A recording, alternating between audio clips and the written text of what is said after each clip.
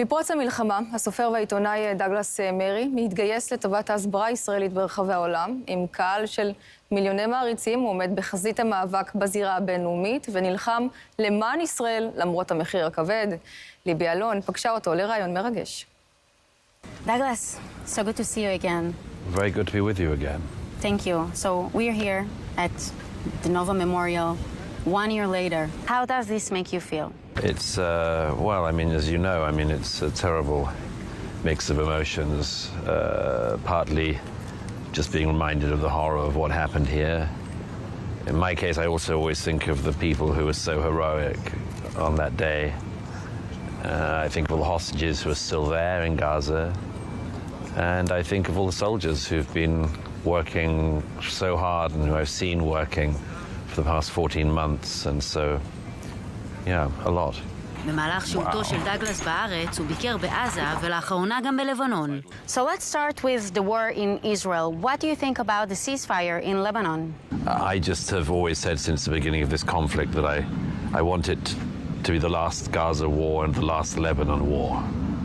And I don't see anything other than total victory as being possible. I really hope that whatever is happening in Lebanon, the decimation of Hezbollah, I don't want to see the decimation of 90% of it. I want to see the decimation of 100%. Do you think the ceasefire agreement with Lebanon was a gesture for President Trump's return to the White House?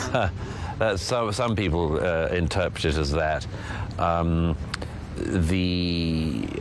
not sure I believe in the ceasefire, to tell you the truth. I don't think Hezbollah will be able to restrain themselves. And I think of all my friends in the north of Israel who spent the last year and more out of school, out of their homes, and I don't know that they feel yet that this is safe to go back. What do you think about the ICC arrest warrants against Prime Minister Benjamin Netanyahu and Yoav Gallant? Well, it's preposterous. It's like saying at the end of World War II, you know, we're going to prosecute the Nazi leaders and also Harry Truman and Winston Churchill. And then, oh well, all the Nazi leaders are dead. Let's just prosecute the American and British prime ministers and presidents. It's disgusting. And also we hear former Israeli officials saying Israel is committing genocide, ethnic cleansing, just to bring Prime Minister Netanyahu down. What do you think about it? Well, there have been people who've been making these smears against Israel and against the IDF from the beginning of the war and indeed before it. I think the first people claiming that Israel was committing genocide in Gaza were saying it on October the 8th. All of these allegations, they hit at the core, the roots of Israel. They are intended simply to delegitimize the country we're sitting in. They want to claim that this country commits genocide when it does not. They want to claim that it's doing ethnic cleansing when it's doing anything but. They want to claim this is an apartheid state when it's anything but. But these allegations, they have to be cut off at the root. And you know, there's this phrase I've tried to make a bit more well-known in the last year of Vasily Grossman. He said once, tell me what you accuse the Jews of, and I'll tell you what you're guilty of. Wow.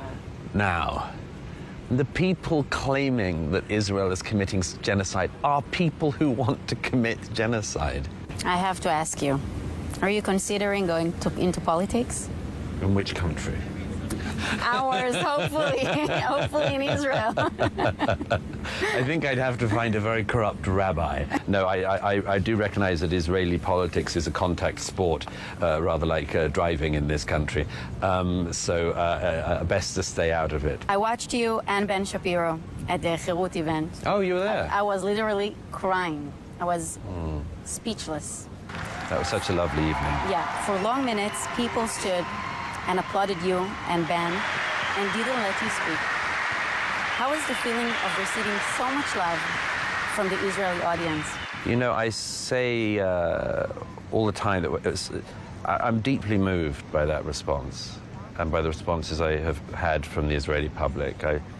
I feel like many Israelis have taken me to their heart and I've taken them to mine. So you have a solo performance this week as part of your world tour that you're doing. Do you have a small teaser for us? Sure, I've been, it's at the Bronfman Theatre at the Tel Aviv Culture Centre on December the 4th. It's an adaptation of what I've been doing. I've been doing in America and elsewhere. I've been showing original footage from my period in the aftermath of the 7th and educating audiences about what happened here. But I'm hoping that it'll give people encouragement, pride, some laughs along the way, hopefully. Because we always have to be able to laugh amid the tragedy. But yes, it'll be a really great evening. I'm really looking forward to sharing it with my friends in Israel. What is your message for the Israeli people? Stay strong. Amazing. Stay strong. The world needs you. The world needs you. And good people are on your side. Douglas Murray, it's always a pleasure. Thank you so much for everything. Thank Really you. much appreciated. Thank you. כמה טוב שיש כאלה אנשים.